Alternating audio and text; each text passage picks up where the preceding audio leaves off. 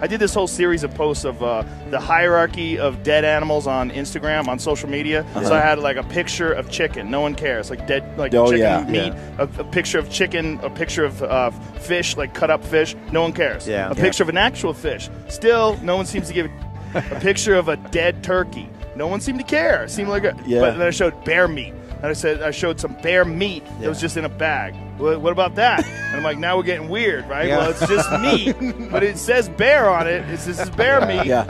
We care about wildlife. We care about landscapes. We care about all the things that are necessary for conservation. We'll tax ourselves 11%. But if I showed an actual bear, like we posted some pictures of he's taking me bear hunting, actual bears that I've killed. Gee, I've never had anything in my life where people get mad at me more. But this bear is on your bloodied elk. Immediately. Okay. Immediately. Now, immediately I know this is not a grizzly bear. How do you know? It's not the huge track I saw the day before across the canyon. Thankfully. The track I saw the day before was like, holy How do you know it wasn't a small grizzly bear? You know, that's where this is where the story starts getting good. That's where the hair stands up on the back of your neck and you're thinking, wow, yeah, this just took a turn. So have you ever been charged by a bear? Have you ever been forced to use bear spray or a firearm in defense of your life? Well, this year, my good friend Ryan Lampers was charged by a bear while tracking his archery bull elk through the bloody snow. This tale will get you thinking and perhaps even save your life someday. After you finish this podcast, do me a favor and go follow Ryan on Instagram at Stealthy Hunter and subscribe to his excellent Hunt Harvest Health podcast. Without further ado, here is Ryan's story. So then you go to Montana, right? Yeah. Was it Montana? So I went to Montana that latter part of September, first week in October. So it was definitely kind of winding down at that point, the rut was. So this is where you shot the other bull. I did, yeah. I got a great 6-point bull over there in Montana. The snow had come in, it had gotten cold. The bulls, and this is a pretty intense story. Like I have some serious questions here, and and we talked about in Montana. You're dealing with grizzly bears and black bear. You're dealing with bears, and in some of these areas, like Adam Greentree this year, man, he's getting charged by bears. Following his story, I mean, it seemed like.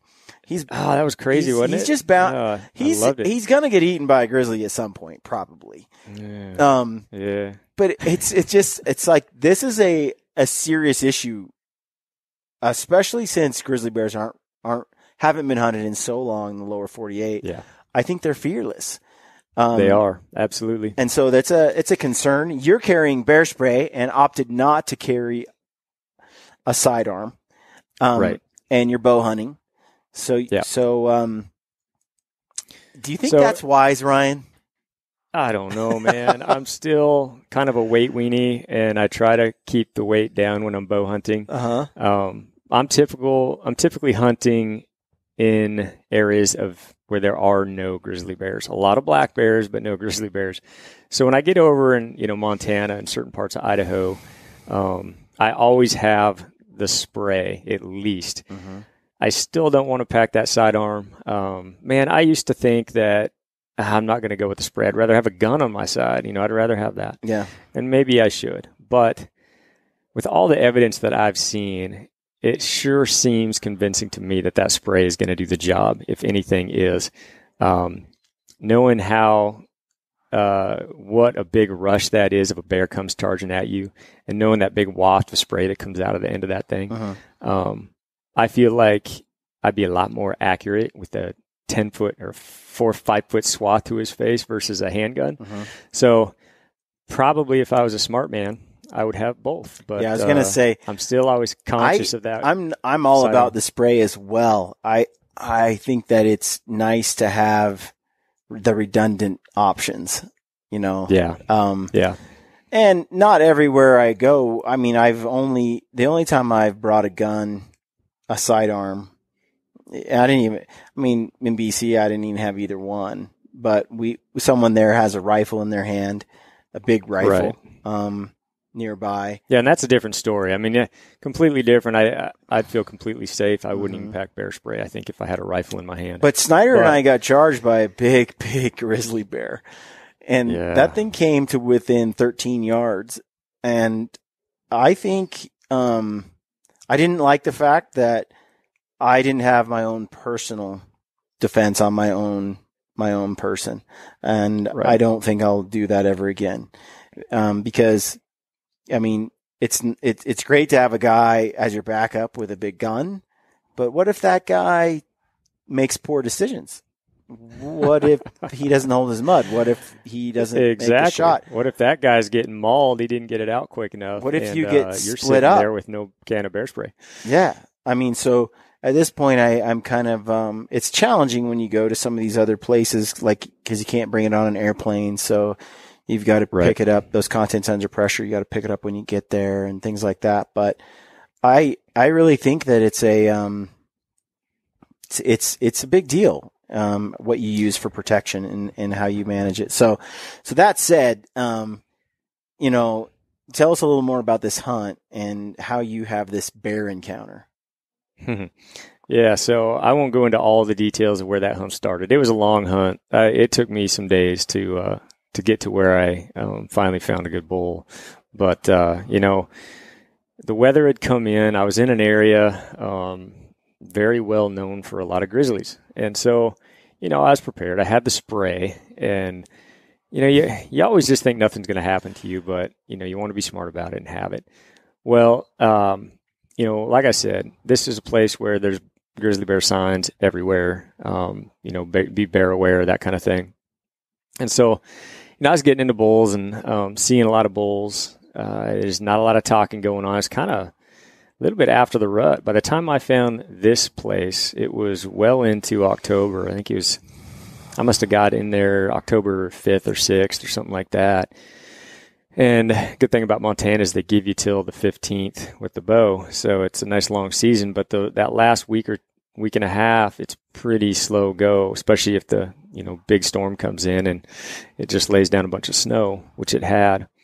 So definitely grizzly bear country. The day prior to me getting on my bull, I was probably just 500 yards across the canyon. There was fresh grizzly bear tracks in the fresh snow.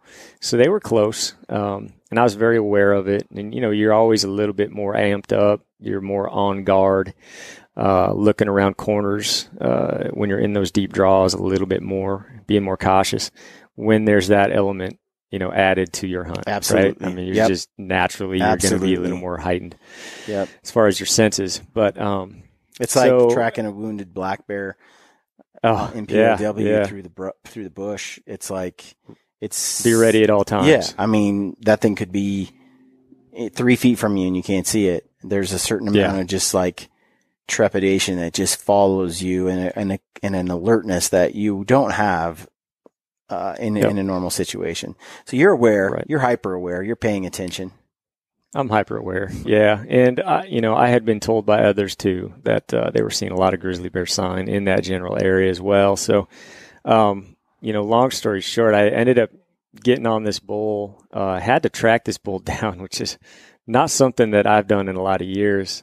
Being an archery guy now, it's, found a spot where, I was seeing elk at a distance, but they were bedding in areas where they go into this deep, dark timber. And so spot and stock wasn't an option there as well, just how the terrain laid out. And with a good amount of snow on the ground, I found a spot where a couple of good-sized tracks came together, and they tussled for a while. They pushed each other around and went back and forth, and, the dirt was kicked up out of the snow. And so, we're well into this hunt, and I got to take every opportunity I can to try to get a bull down. And I could tell by the size of the tracks, it was a couple of good bulls. And a lot of the herd bulls had kind of branched off of the main herds. And I was seeing cows, off by themselves now. And I was seeing groups of small bulls, 4, 5, 6 raghorn style bulls together. So, I was pretty excited to find this place where it's kind of a small meadow, where in the snow where the bulls came together. And so I got on a track. And I figured, all right, I'm going to take this track as far as I can. I'm going to go slow. I don't think that you're going to go too far. It had pushed over into the north slope, and figured he's going to go over there and he's going to bed. And so I was very cautious, played the wind. I figured if I can get in there and keep the wind right, I've got a shot. If the wind turns bad, I'm going to come back and I'm going to get on that other track, and I'm going to go try to track that bull down and hopefully keep the wind right. Because when you're tracking an animal in the snow like that, you just got to track it. You can't, you have to be on the track. So if he happens to move in a direction where the wind is at your back on the track, then, well, dang it, you kind of got to abandon it, or, you know, I mean, there's not much good in that. So I've thought about, as I've done that in the past, once you're on a track like that, when you're moving, I always tell myself the only thing that's going to screw this up is me. And it really limits what you can do, your movements. You have to stay on that track. And you just got to be slow. And so the only thing that's going to screw it up, aside from the wind, if the wind treats me right, then it's just, as long as I go slow enough. And I think that's a mistake a lot of guys don't make. It's not and you're walking through, a lot of times the snow gets crunchy or noisy, and it's like, this is never going to work. But I think it's surprising when you move slow enough, how it does work. Yeah. And kind of, looking back at how I used to hunt when I was in my 20s, we used to get on tracks all the time. We used to try to track bucks down all the time. But after so many encounters or so many experiences where, when you get to that point where you're tracking, and then you just kind of like, this thing is never going to stop. Mm-hmm. You get a little impatient. Yeah, you get impatient. You get a little reckless, and you're not looking glass in the horizon. You're not taking the time that you need to take, and usually end up jumping that buck. Well, in my old age, Brian, I've learned something about that. What I figured in this case was, like I mentioned before, I didn't think that bull was going to travel too far in that timber before he bedded down. I mean, why would he? It was nice, dark, north slope timber. I thought I could go in there 20 yards. He could be there. He could be in there a few 100 yards, 500 yards, but he's not going to go too far. Having that in my head, I was forcing myself. I just knew the only way I'm going to get a shot at this bull is see him super slow. See him before he sees me. That's the name of the game. Spot him before he sees you. And that's it. I think, which in dark timber, picking out a bull that's bedded, most likely going to be bedded. I knew that was going to be a big challenge. Hunting North Idaho and hunting the coast and stuff has got to help you in that situation. Because I know it's helped me.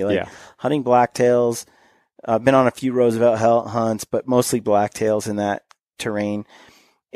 If you just take a step and then you stand there forever in glass and glass and glass, it's more like almost like ambush hunting because you're going so slow, right? Yeah. But it can be mind-numbingly slow, but it's your only shot. And if you want it bad enough, that's just what you have to do. And when I'm hunting black bear in Prince of Wales Island, that's why I love it. I've done it 3 times, and it's just still hunting through the trees and standing there and glassing, trying to find just a patch of fur and just moving just inch by inch. But it's all about the glass, because a lot of guys won't pull up the binoculars in close quarters.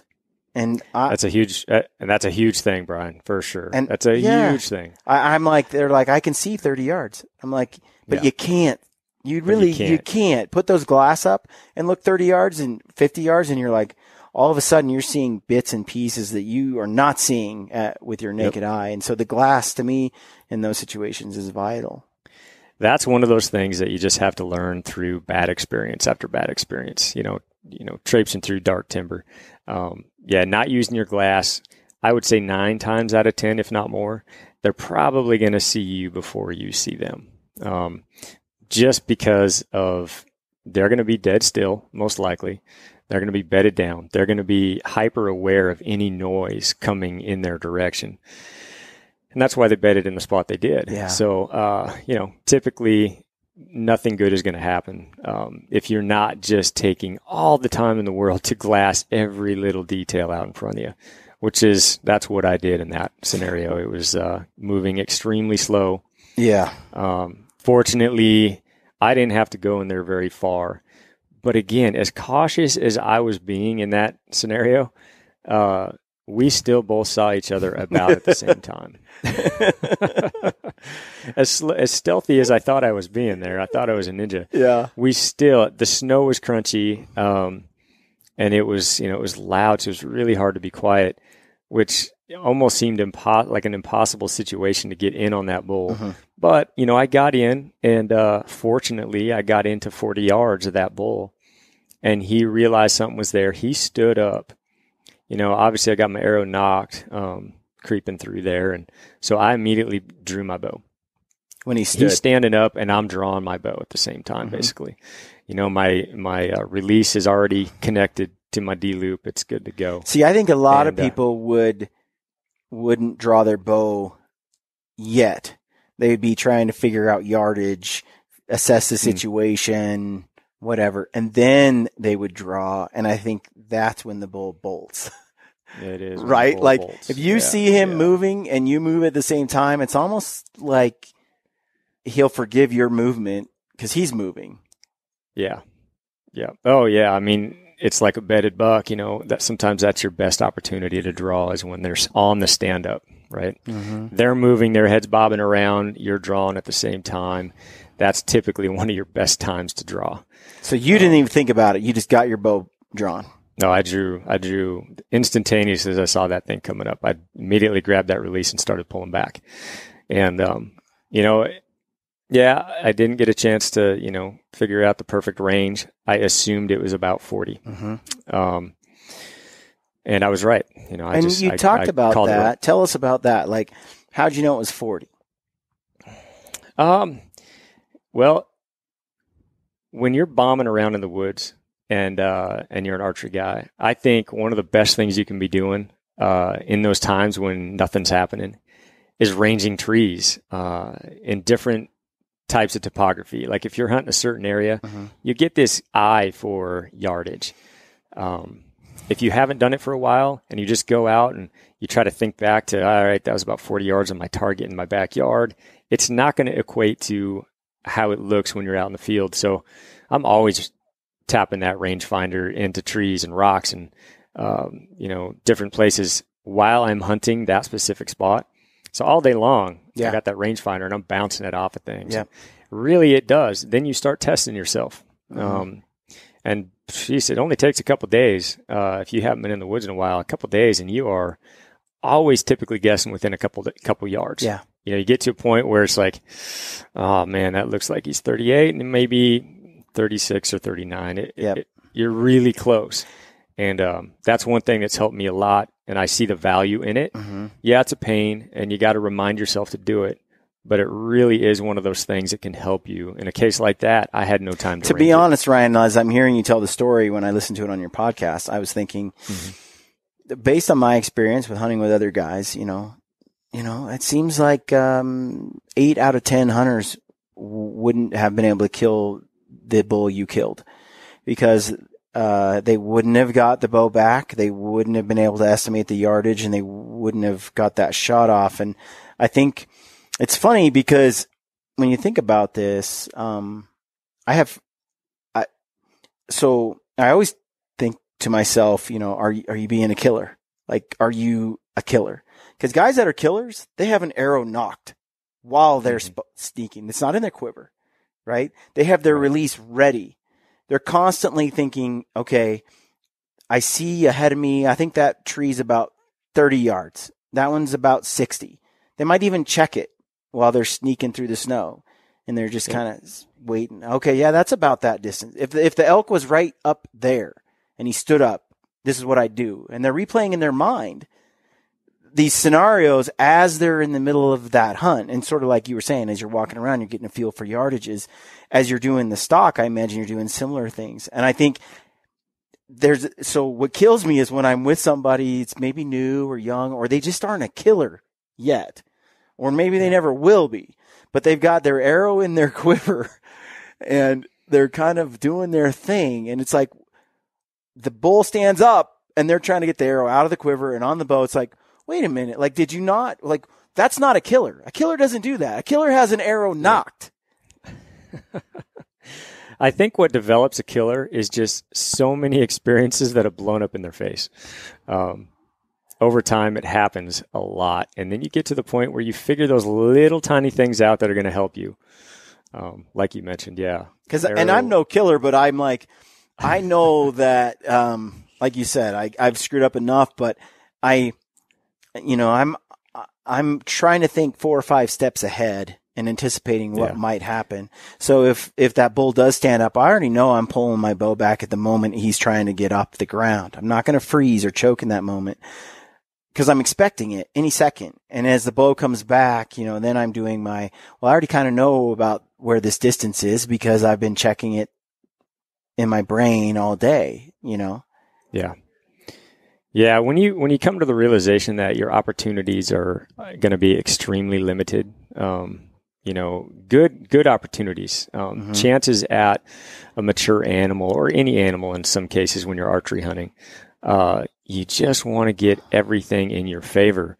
And so, coming to the realization that you're probably not going to get even 3 or 4 opportunities at getting your bow drawn on a good, especially a mature animal, you really want to be thinking ahead and have all your ducks in a row. Everything that's going to be required of you to make that shot at the time that counts the most. And we talked about this on an earlier podcast that when I did the Train to Hunt with you and watched you shoot and have done a few, I was shocked by how fast you can acquire a target and shoot the bow. Like you're really fast. Like the bow comes back and the arrow's gone. It's like there's not a big long process for you in getting the arrow off. And we talked about this and you talked about how you trained for that. And I think that, the difference, there's a lot of guys who could, do what you've done as far as sneak through the woods, get on the trail, follow the bull, get close. But I think where a lot of guys are, where you set yourself apart is how fast you can get your bow back and the shot off. Like literally you are, because there's so many split second. Think of all those as a hunter. I can think of all the times where I've had an animal stand up, give me an opportunity, but I'm not dialed or quick enough to capitalize on that. And you only get maybe 2 of those in a season or 3 or whatever.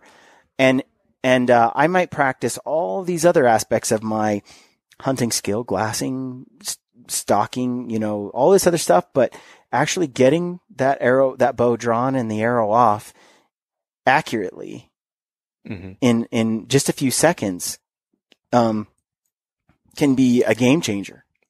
Absolutely. Yeah. And, one of the things is, and this may not be popular, but I think it's real important because like you just mentioned, sometimes it's a split second that makes all the difference. They can turn on you so fast that your opportunity was there and you just weren't quick enough in your thought process to get that shot off, and he's gone. And I've talked about sometimes it's hard to stop them where there's little windows of opportunity in like North Woods of Idaho or Northwest Montana. Sometimes you just got to get a shot off extremely fast. Now, in saying that, I practice that a lot. I practice getting a shot off very quickly. That's why I love the Train to Hunt events because there's several shots there that, they kind of work on that. Plus, see how fast the 5 second shot, the 2 and 10 second shot, those type shots. And I've always done really well with those because I've practiced it. And now I will say I am not pinpoint accurate when I'm getting those shots off that fast. I'm not hitting the, punching a quarter out at 40 yards. But the lungs on a bull, they're not a quarter at 40 yards. They're pretty good size. So, literal pie plate at 40 yards is you're still in the kill zone. And, I've been doing this a long time and I've had, I've only lost 1 bull that I hit in the shoulder. And that was a long time ago in Idaho. I thought I was looking at the crease. I wasn't, and I hit him in the shoulder. So I've only lost 1 bull in my life, which is, I am extremely fortunate. And knock on wood, hopefully I never do lose one. But that arrow just fell right out of his shoulder within 50 yards. But I've been very fortunate to not have any bad experiences with bad shots on bulls, and I'm pretty proud of that. And that may have to do with getting them in close. I don't shoot long range. I think it's a delicate balance too, because like Joel Turner, we both hung out with Joel together and absolutely and Iron Mine hunting, and he's talked about this, and he's like, most guys will shoot the arrow 1 to 2 seconds before they actually should have shot the arrow. Like it's like premature release, like blackout, buck fever, target panic, whatever you want to call it. Like in that moment of truth, had you just went 1/1000 and then shot right before you actually shot, like that would have been that gap in time that you needed to make that shot, 80% better than what it ended up being. And so I think there is a case of rushing too fast and shooting prematurely and making a bad shot. Sure. But what you're doing is you're able to get it back, line it up, and execute that good shot all in a very tight window, very quickly. Yeah, it's not just ripping it back and punching that trigger. You're never going to be real accurate doing that. And to test it, all you got to do is practice and see. And if you practice it enough, you're going to know where that line is. You're going to know what point it is where you're able to execute a shot and not have to just, hit that trigger and let it fly. But so you shoot this bull and you get the shot off, right? I got the shot off, yeah. And great shot, 40 yards. And so you were already at full draw, and you just kind of were like, it's 40. It's 40. And fortunately for me, where he stood up, even though there was timber all around, I could see a good size rack above him. I could see that it was a big old mature bull. I couldn't tell if it was a 300 bull, if it was you knew he's big enough.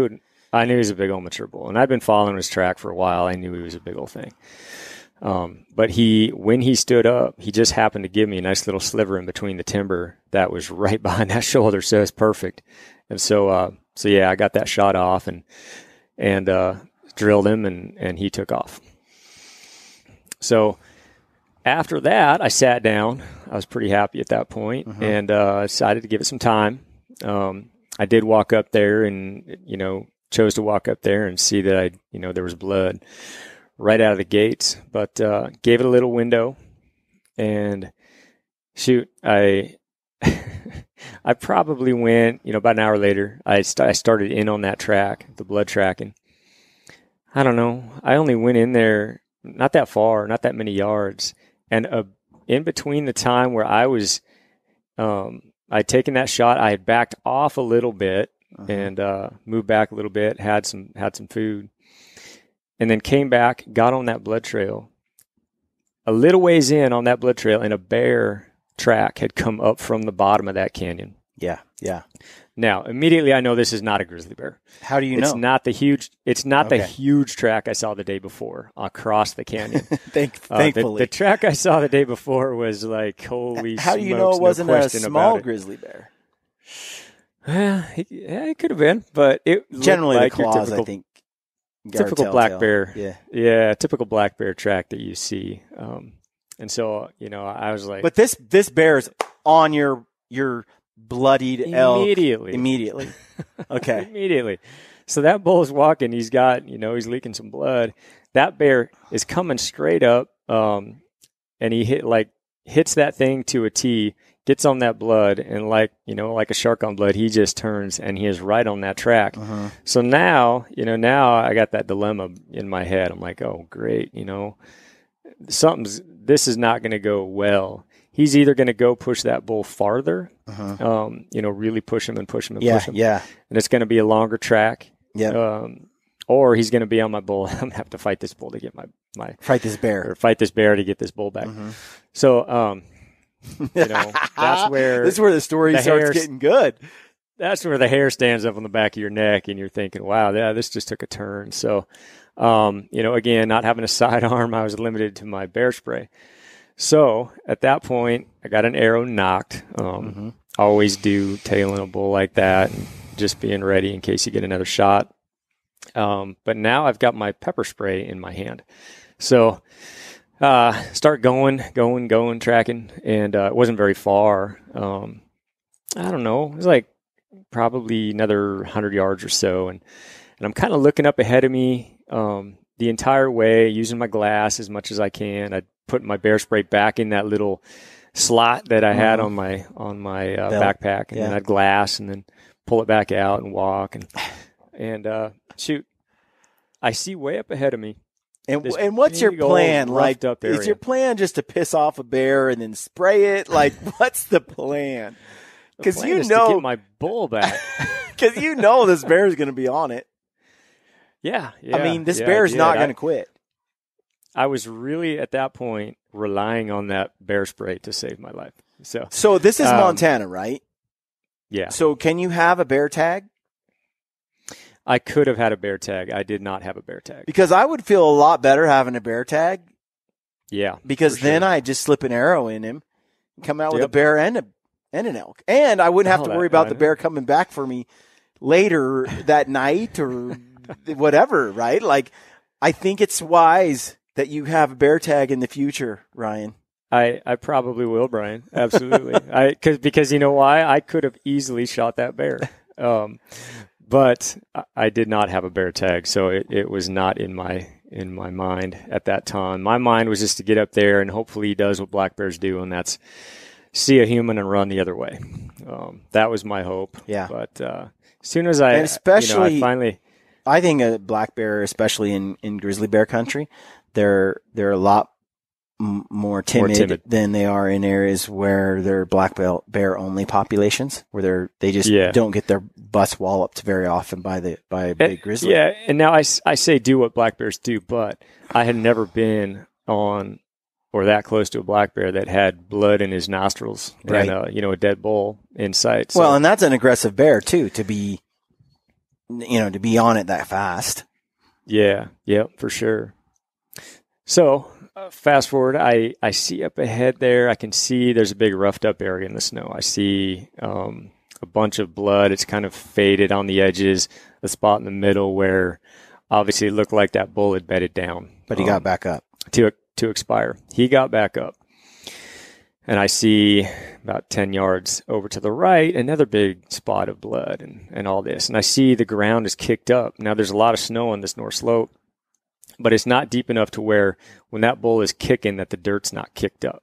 So there's dirt kicked up. So it was a bit of a rodeo right there at that point. And I could see that. And I'm just, now I'm hyper aware of any little movement around. And I take a few more steps and I can look up and I see that bull. That bull's still alive. He's still standing, which it was hard for me to believe because the shot I felt was perfect. I still have no idea. I think the adrenaline of that bear maybe getting on him so fast kept him standing. Yeah. Kept him alive and kept him fighting for his life. Adrenaline's powerful. Yeah, that's pure adrenaline. That's why they give you those shots and you're dying on the battlefield, right? Like, inject you with things like that. It's going to keep system alive that would normally shut down. Yeah. Yep. So he was standing there and he was faced off with that bear. That bear was just in front of him. How far away? He was about 40 yards. 40 yards again. Standing up what I assumed was 40 yards. And he's standing there and head down. Bear is how far in front of the in front of him? Not that far. He was probably maybe 20 feet, maybe a little closer than that. Okay. He was pacing. He was going back and forth. So I could see that bear. There were some trees, but I could see him just going back and forth, not taking a long swath, but back and forth. Like he was antsy. He was just wanting this bull to die. And obviously they had a scrap. I think that bear, with what looked like happened right there with all that dirt kicked up, I think that bull had bedded down. I think that bear probably came and probably got right on him, and that's what got that bull up.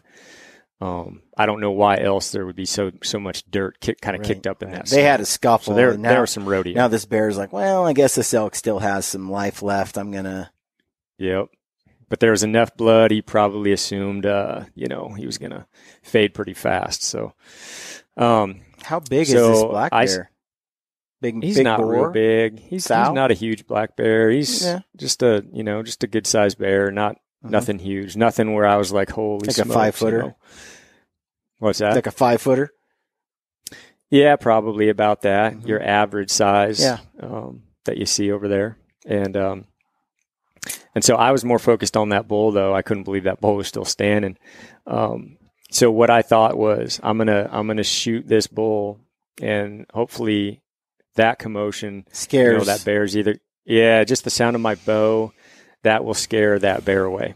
He'll look down and maybe see me. So I kind of crouched down real slowly. I set that can of bear spray in the snow in front of me, and drew my bow real slowly and got that second shot in that bull. And so were you keeping an eye on the bear while you did that? Yeah, the bear was just right in front of him. The bear didn't look at you when you drew your bow? Nope. I couldn't see the bear at all times. He was kind of going back and forth. Okay. Kind of in and amongst some trees, so I couldn't see him at all times. Because he was moving. He was not being, completely still like that bull was. And he just looked antsy, like he was wanting something to happen. And so I stuck another arrow in that bull, and it seemed like that bull was just dead on his feet. The arrow sunk in right behind the shoulder, and it was almost like he didn't even feel it. Just kind of stood there and took it like a pincushion, and there was no reaction. So he was just basically dead, but still had enough in him to stand there. And then it was a couple seconds, and he just crashed down. He took a few steps up and crashed down. Well, now that bear, immediately after I released that arrow, I reached down and I grabbed that can of pepper spray, and that bear had heard my bow, and he comes right in line of sight of that bull, and all at the same time. I mean, it was like the bear. I released the arrow. I reached down immediately to grab that pepper spray, and that bear comes over towards the bull and then straight on at me. So he did see your movement. Oh yeah, yep. He saw it and probably heard it. If you shot and stood still, you think he would have pinpointed you? I don't know. I can't say for sure. If I would have just pulled back, released, and then just stayed froze. hidden? Yeah. Yeah, it's hard to say. I don't know. I'm not sure, but he probably heard the bow. He heard something down there, and then he saw movement, and he came straight towards that movement. Came rushing right down at me. So when he was he like hauling butt, like on aggressive mode, or was he like? Yeah, he looked like he was on full charge mode, straight in. Okay. Like double down, those shoulders are rolling circles. And he's coming straight in, and so I immediately grabbed that thing and I opened that thing up. Right when he kind of hits the brakes, it was almost like he was hitting the brakes and I was releasing that waft of spray at the same time. Where was he hitting the brakes at? I'm curious. So it's 40 yards away. When was he trying to slow down maybe? Because I can't imagine a bear that small, like a smaller bear. Generally, they're they don't know if they're charging a grizzly, if they're charging a bigger black bear. They don't know what they're charging. But I think their first reaction in that case is, a bluff charge, an aggression, show of aggression, right? Regardless of the size. But I don't think they're truly committed because they haven't figured out what the hell they're going at yet. Sure. Yeah. I mean, it happened so fast. I wish I knew what was going through his brain at that time. I just, as soon as he got to basically what I felt was like a point of no return, I opened that thing up and it kicked out a nice big waft of spray, and it nailed him, and he just basically turned and hooked to his right, my left immediately, and took off. So it seemed as if, I don't know if he was stopping before I was pulling the trigger.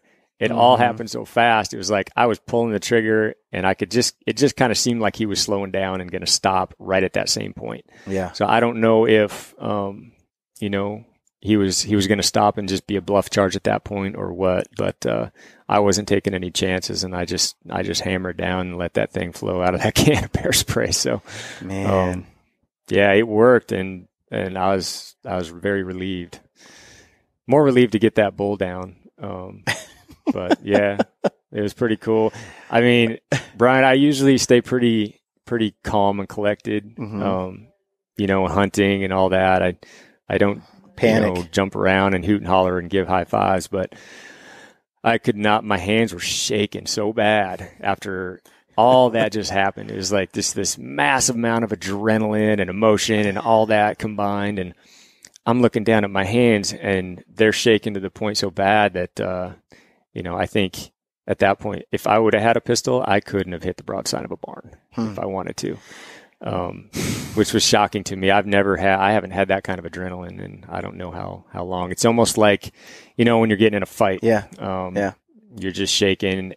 All senses are heightened. You're just, ready for anything. And that's where I was. And I immediately, I was in shock basically at what just took place. And but do you think that happened afterward, like in the moment where you've pretty it happened afterward, calm? yeah. Because when we got charged by that grizzly bear, I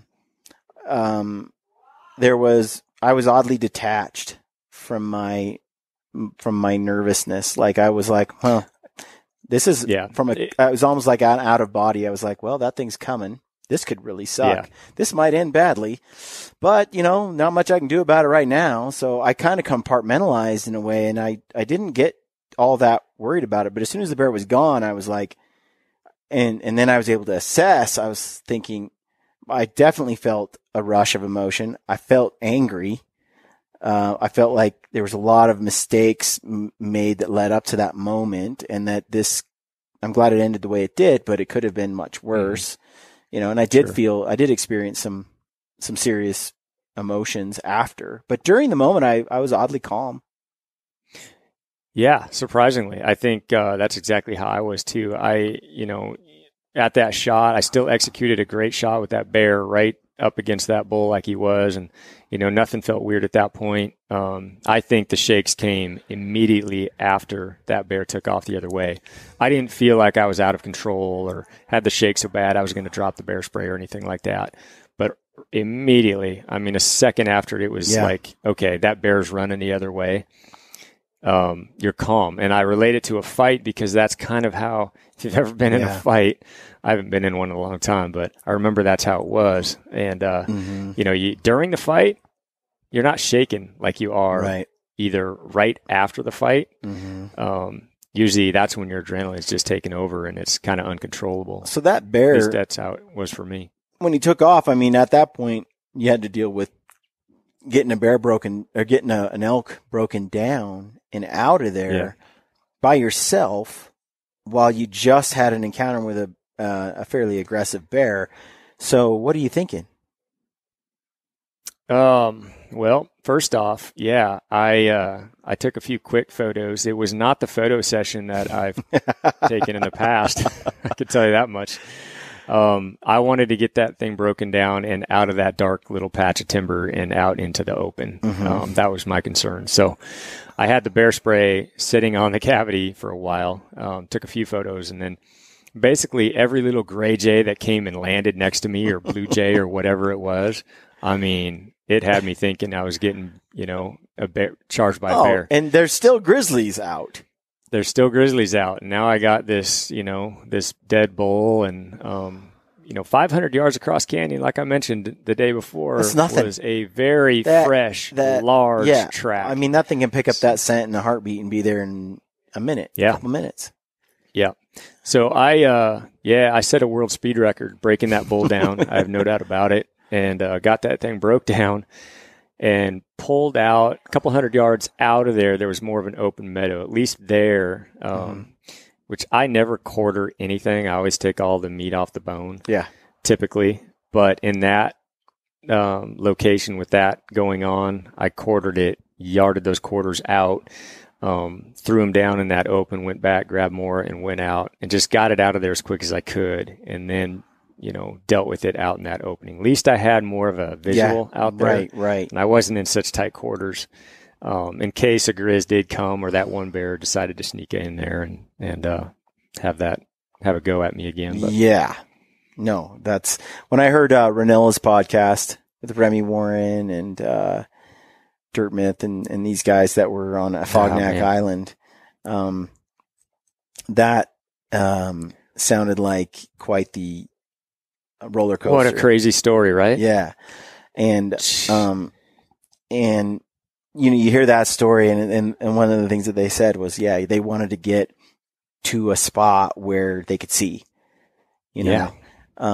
And that's, you really feel like you're vulnerable when, you know how fast bears are. I spent a lot of time around bears. Like I mentioned before, I spent a lot of time in Alaska and Russia, and, see how fast they can travel. And I've been charged before by grizzlies up there, but, you feel extremely vulnerable when there's timber around, there's tall grass, there's something where they could sneak in on you. They'd be on you in a second. That's one of the things he was saying. Like if they hung meat again, they'd be looking for, or they'd be trying to put the meat in a place where you can see in all directions as much as you can versus just finding any tree. Cause you got to think about when you got to come back and get that meat. You really want it in a spot where you can see. You want to make absolutely sure there's no bear that's sleeping in the in the brush 10 feet away from that hanging tree for sure. Yeah. Yep. So you get the meat into the opening, then debone it then?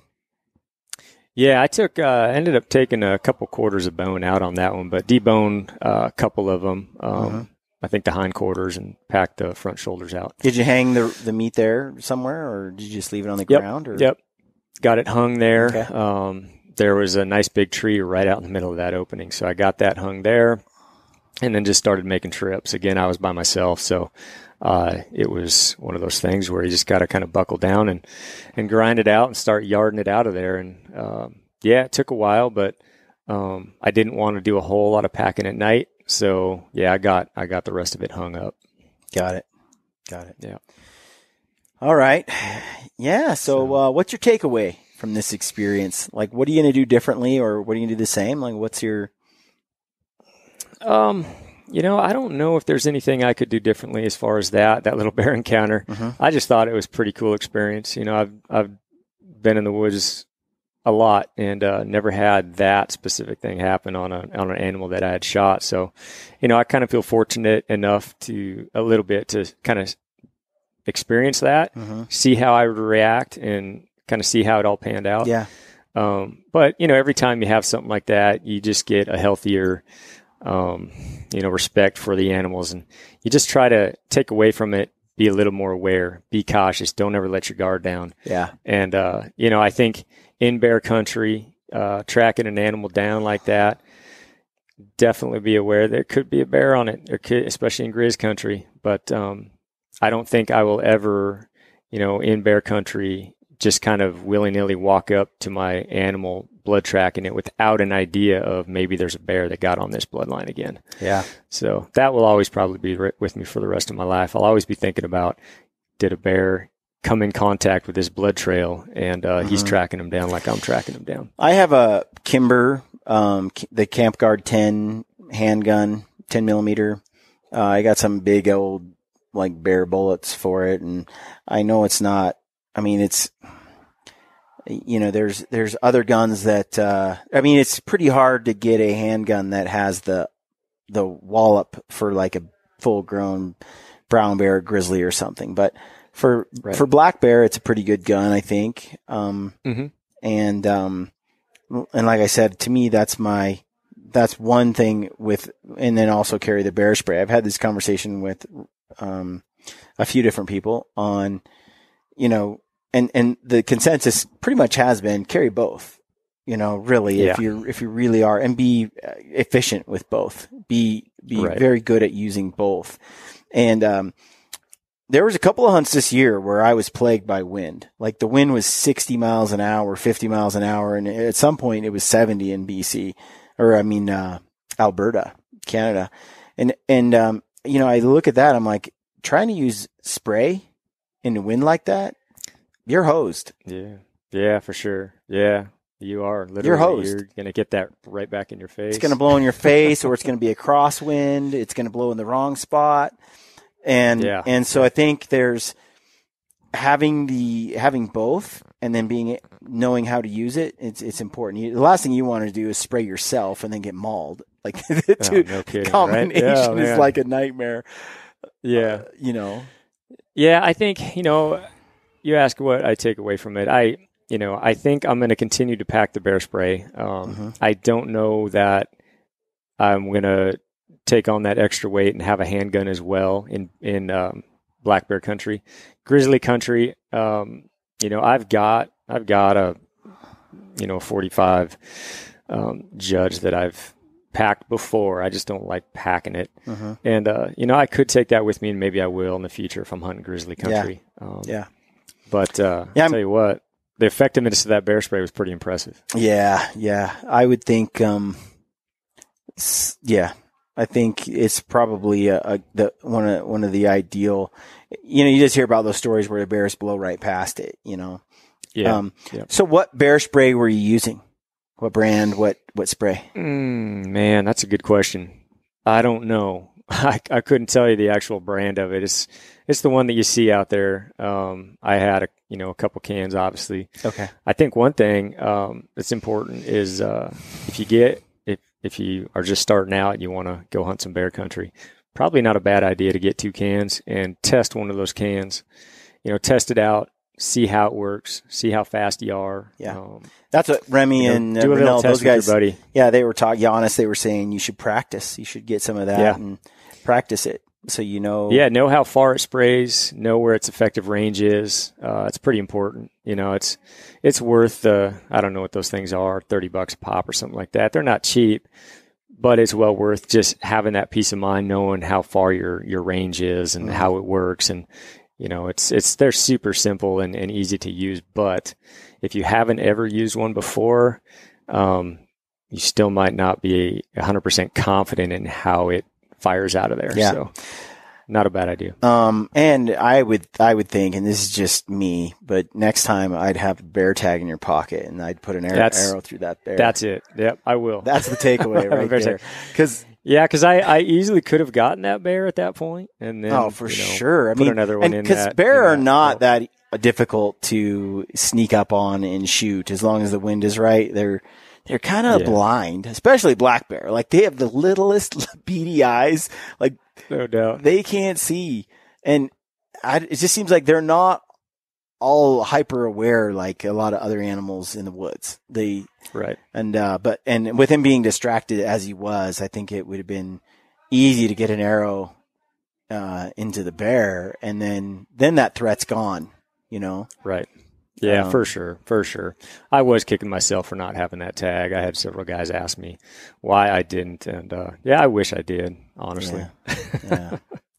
But I didn't, so. Well, very cool, dude. Thanks for coming on the podcast and sharing your stories. I still want to hear about your wilderness mule deer adventures, and I know you did. Yeah, man. What a year. I mean, just an incredible year, for myself, but also a lot of guys out there. I mean, it's pretty cool to watch and, see all these guys that put in all this work and training preseason and take this so seriously. It's fun to watch and see their success. And I feel like, a lot of my success this year is because of, that off season and just kind of, doing things in a way, keeping myself healthy and training and shooting a lot and all that kind of thing. So, I know that's one of the biggest reasons why I attribute this year. I had some pretty good success, and the freezers are nice and fat. But a lot of that I think had to do with just the training, the off-season prep. Yeah, so I'm excited. I'm excited. There's some train to hunt. There's some alpha bow hunting. There's the Total Archery Challenge. There's the Northwest Mountain Challenge. These off-season events really help the season. And there's so many of them, and it's so fun. Like each of them offer different things, and they challenge you, and the camaraderie and the community that comes with each of these events is really nice. And so I'm excited to do more of those. Some of those trips were like, especially like TAC. I remember I felt like I was unstoppable on like when I was in Snowbird, and just I could hit anything, drilling TACs. And then, the next week I'm in Montana, and I'm hitting the dirt. I'm missing phone altogether, and it's like, just when you think you have things all kind of figured out, you get humbled. And but I think the overall trajectory is upward progress. There's these little dips, but overall, and it sure is rewarding when you finally get at least a foundation in the woods, in the hunting world, where most of the time you're going to come out of a bow hunt successful. One way or another, you're going to find a way to make that happen. And there were years in the beginning where I would go years without actually killing anything. You'd spend days and days and days putting it out there. And so, but all of that comes from just practice, doing this off-season stuff. So. Yeah, and at the end of the season, when you get to look back and kind of reflect on your year, which is kind of where I'm at right now, it's just a better feeling knowing that you really worked for it. Yeah. It's like you deserved it in a way. It sounds a little weird that you deserved, but you earned it. You earned it because you put in all that time and you had it in your thoughts so much, to try to lay out a season that you have success on a deer and an elk or a bear or whatever it is. And all those off-season trainings and all the shoots they have out now, I mean, there's just such a big benefit, especially for young guys. Putting a few things on the calendar and just committing yourself to those events, it's just going to make you better. And, some of the experiences that I had this year, I know for a fact, like we talked about, shooting without a rangefinder and things like that. There's a lot of 3D shoots and train to hunt events and stuff like that where they promote that. They talk about why we train for that. Yep. I got to admit, it helps. It really helps. A lot of the animals I've killed in the last couple of years have been without a rangefinder. There wasn't time. Yeah. And so I think it wasn't that many years ago when we didn't have rangefinders. I know. So it's possible. It's hard to, with our dependence on technology such that it is nowadays, it's hard to take a shot. And don't get me wrong. I mean, I shot at a bull this year and I mean, I had a perfect shot. I was super calm and I was like, this bull's 30 yards. It was in an aspen thicket, super thick aspen thicket. And it's like looking down a fun house set of mirrors almost. Like it's so thick aspens, like everything looks the same. Bull's right there. I don't even know how I didn't see him. I'm like 30 yards. And the word was swirling. He started dancing. He was going back and forth. He was like, he knew I was there. He just couldn't see me, didn't know what direction, but he smelled me for sure. And I got the bow back and I just needed him to give me the shot. He gave me the shot and I was confident in my yardage, 30 yards. Boom, let it go and went low through the brisket and wasn't fatal at all.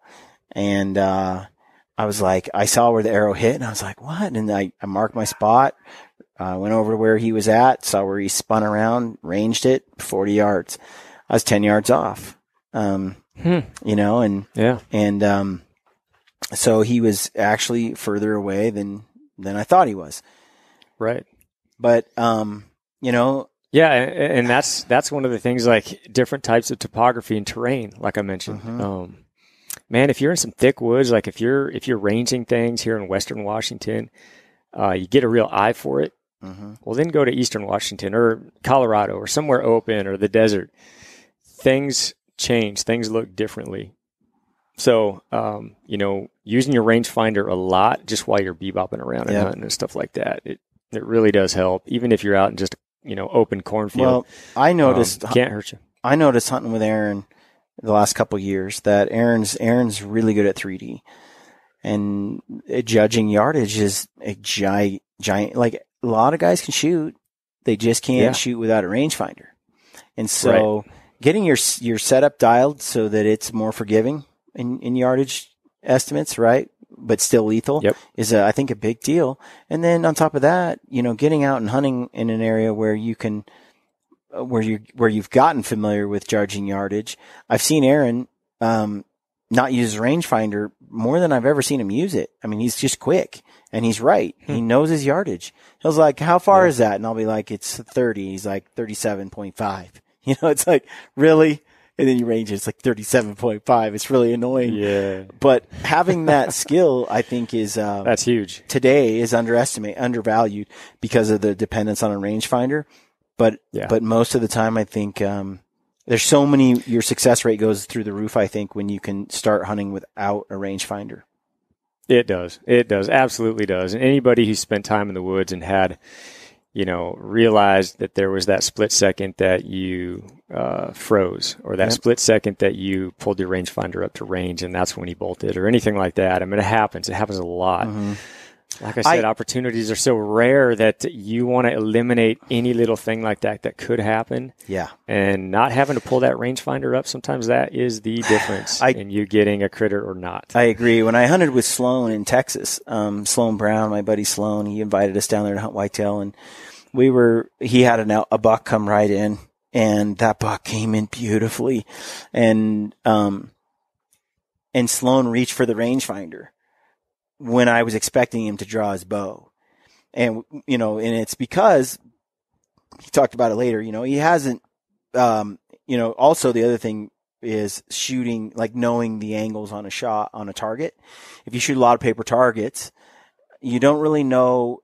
That's where the Total Archery Challenge or the Northwest Mountain Challenge really help, and events like that, because now you're starting to go, okay, where do I need to put the arrow to enter? And where is it going to exit? Right. And that's something that comes from lots of time spent on a 3D type course, as well as judging yardage, putting the rangefinder in your pack, leaving it at home and actually just guessing as you go through the course.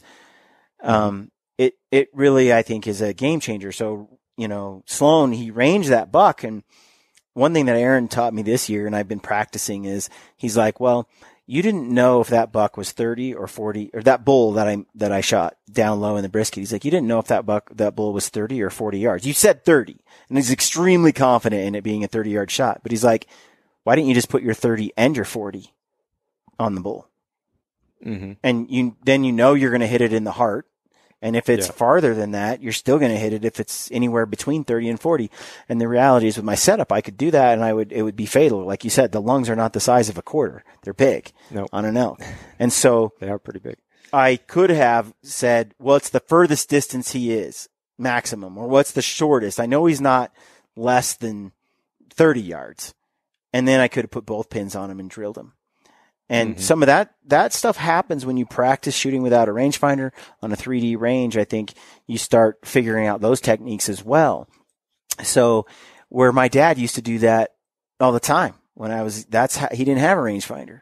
He really got good at guessing yardage, because that was life if you were a bow hunter. Yep. And I think it's a lost skill for a lot of people, and it's something that will make a huge difference going forward. And so when Sloan ranged that buck, all that extra movement, all that with a big mature whitetail buck, all that extra movement, then ended up, I think he bumped his rangefinder with his trigger release, and it went pop, and that buck spun and bolted. But man, if he'd had just been like confident, I think it was like 25 yards, and so I'm thinking, you don't need a rangefinder for that. Right. We know already, and even if you're wrong by 5 yards, it's still a dead deer, right? Like, there's some give and take. But if you don't spend a lot of time shooting a 3D course, it's hard to have confidence making that shot without using a rangefinder first. And I'm terrible. Like, I'm terrible at judging yardage. Whenever I know the yardage and I have my rangefinder and I've ranged it, my confidence level is 100-fold what it is when I'm just kind of guessing. And, for sure. But I'm getting better. And it's something that, like I said, I think has helped me kill a lot more animals recently than I did in the past, because I'm willing to, I'm putting myself out there and getting better at it. Yeah. Oh, it is. Absolutely. It's a lost art. No doubt about it. The technology is nice because it allows you to walk around, bebop through the woods and bounce that thing off trees. So your brain enters that information, and eventually it just spits it out, and it's usually right. Yeah. It just takes a lot of practice and thinking ahead and being aware that that's something you need to do while you're walking around in the woods. The rangefinder always brings up an interesting dynamic, because you got the guys that are like, you shouldn't be allowed to use them. It's technology. It's you shouldn't be allowed to use them because they remove an element of fair chase. And then you have the guys on the other side that are like, it's completely unethical not to use one. If you have it and you take a shot and you guessed when you could have known exactly, that's That's not ethical. I would tend to lean on that side. I mean, why not make a better shot if you have the time and you have the ability to make a better shot? I don't want to have to guess. I mean, I don't take long shots anyway. I just don't. It's just not something I've ever done. I like to get closer. But having that little bit of technology, it's just going to make more deer die faster and not have that element of. Oh, don't get me wrong. 40. If I have the luxury of ranging the animal, I'm ranging it. Yeah, absolutely, for sure. But no, we're blessed these days. We have all this equipment that helps us so much. I mean, use it, but if you get good at guessing yardage between 20 and 40, I mean, it can be a real game changer for you, I think. Yeah, I think, like I said, I've said it several times. I think using it ahead of when you need to use it. Well, that's what I told Sloan. I was kind of an a-hole. We talked about it later. But I was like, why didn't you range? Didn't you already know how far that was? Because as soon as I climb into a tree, I'm like, dink, dink, dink. I do like a 360 circle ranging. And I already have in my head, okay, that's this far. This is so. If a buck or whatever comes within range, I already know it because I've already punched it. What those distances are. And we both climbed up in the tree. We didn't have stands. We were just like in tree limbs, and it was like last second because we knew this buck was coming this way, and there was a lot of things that played into it. But he had ranged this other spot, but not this particular spot anyway. But again, it's just that reliance on rangefinders is hard to let go of. Oh, for sure. Yeah, for sure. I'm always going to have one with me. I mean, it helps incredibly. So it's awesome to have the technology, in my opinion. But I think so many deer and elk are lost at that last second when you feel like you have to pull it up. And if you would have just been a little ahead of the game and either used it before or already had your mind to where it's done the calculation for you, you've gotten so well adjusted into the terrain you're in that you're guessing yardages correctly. Mm-hmm. By day 2 or 3, you're going to be guessing yardages pretty dang spot on. I mean, you're going to be within a couple hundred yards, and that's all you really need. So it just makes a huge difference. And once you've had experience after experience where, those animals don't stand there and look at you very long before they boogie the other way. Especially it always happens that way, right? Especially not the old ones. Especially not the old ones. Yeah, they're pretty smart. Well, cool, Ryan. Thanks for coming on the podcast. Folks, go check out ST Healthy Hunter, Stealthy Hunter on Instagram. Give them a follow and check out Hunt Harvest Health Podcast. And stay gritty, man. Stay gritty. Thanks, Brian. Thank you. Despite our ever-changing, ever-indignant world with its growing ignorance of and indifference to the ways of the wild, I remain a predator, pitying those who revel in artificiality and synthetic success while regarding me and my kind as relics of a time and place no longer valued or understood. I stalk a real world of dark wood and tall grass stirred by a restless wind blowing across sunlit water and beneath star-strewn sky. And on those occasions when I choose to kill, to claim some small part of nature's bounty for my own, I do so by choice, quickly, with the learned efficiency of a skilled hunter. Further, in my heart and mind, I know the truth and make no apologies for my actions or my place and time. Others around me may opt to eat only plants, nuts, and fruits. Still others may employ faceless strangers to procure their meats, their leather, their feathers, and all those niceties and necessities of life. Such is their right, of course, and I wish them well. All I ask in return is no one begrudge me, and all of us who may answer the primordial stirrings within our hunter souls, my right to do some of these things myself.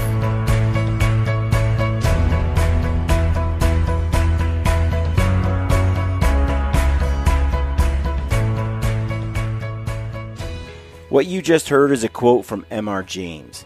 We truly live in a world that is largely ignorant and indifferent to the ways of the wild. And although some regard us as relics of a time and place no longer valued or understood, we have the opportunity to change the way these people view the hunter and the hunt. We can share our experiences and nature's bounty with those who employ these faceless strangers. And by so doing, we make a difference, not just for ourselves, but for the wild animals in the wild places we care so deeply about. Never stop sharing your passion for hunting and the outdoors.